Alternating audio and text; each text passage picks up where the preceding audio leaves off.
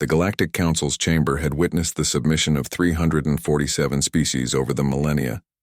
Each had knelt before the crystalline podium, accepted their place in the cosmic hierarchy, and surrendered their sovereignty for the promise of protection and trade. Today they expected number 348. Ambassador Sarah Chen stood alone on the polished obsidian floor, her simple black suit a stark contrast to the flowing robes and exotic forms surrounding her.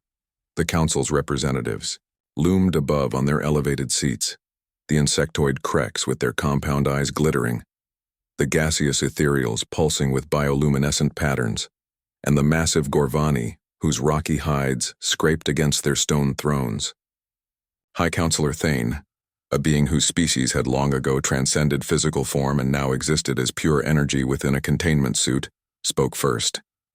His voice resonated through the chamber's translation matrix, carrying the weight of eons. Human. Your species has been observed, evaluated, found adequate. The word dripped with condescension. You will submit to council authority.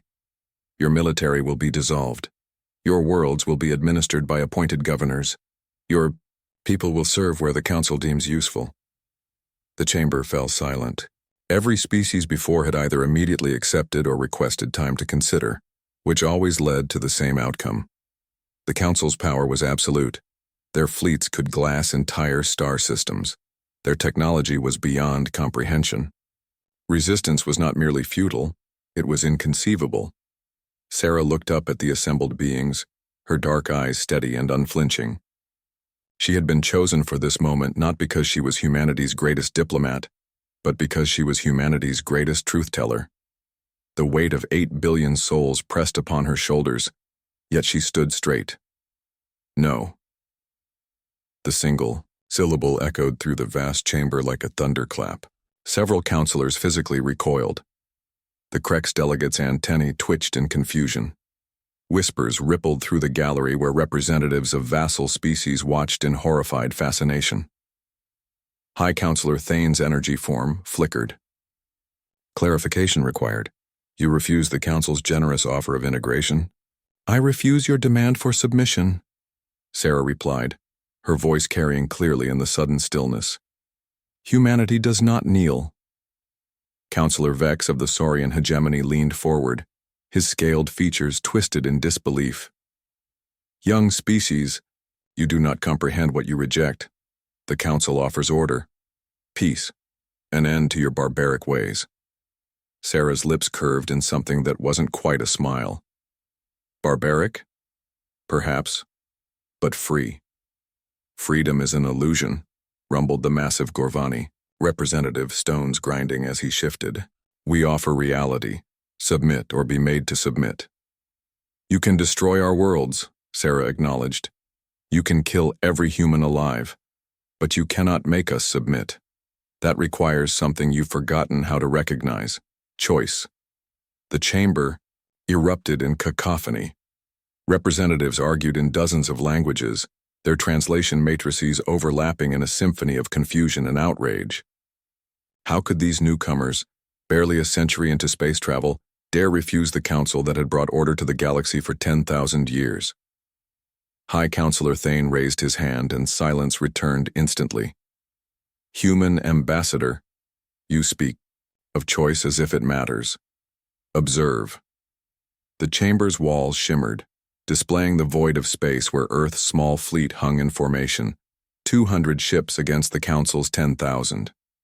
It was not a battle. It was extermination waiting to happen. Your forces cannot prevail, Thane stated. Logic demands submission. Sarah nodded slowly. You're right. We cannot win a conventional war, we know this. She paused, looking directly at the energy being. But you made one critical error in your calculations. Elaborate. You assumed we wanted to survive more than we wanted to remain free. The words hung in the air like a challenge to the natural order. Counselor Vex's pupils dilated. You speak of suicide, madness. I speak of humanity, Sarah replied. We are the species that sailed into unknown oceans despite believing we might fall off the edge of the world. We are the species that split, the atom knowing it might destroy us all. We are the species that looked at the impossibility of flight and flew anyway.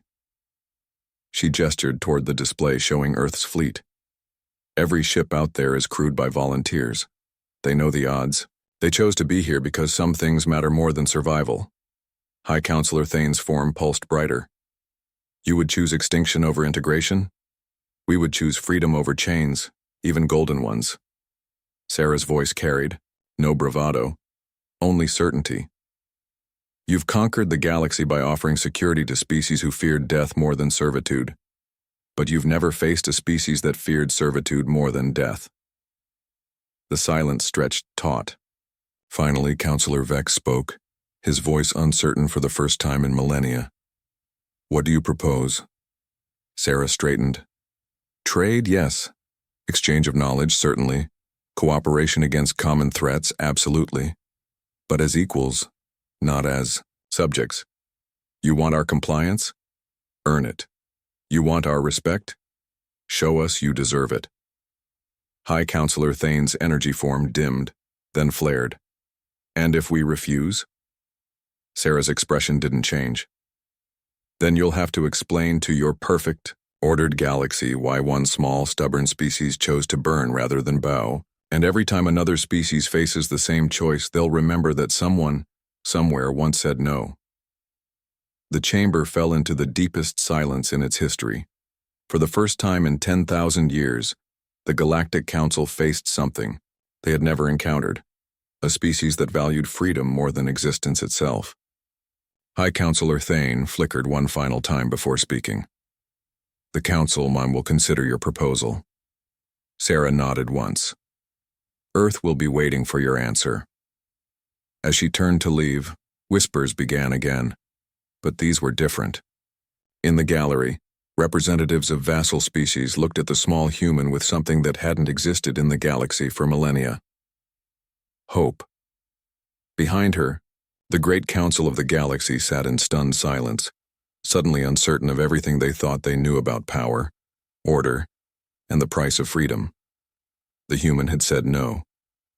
And somehow, the universe had listened.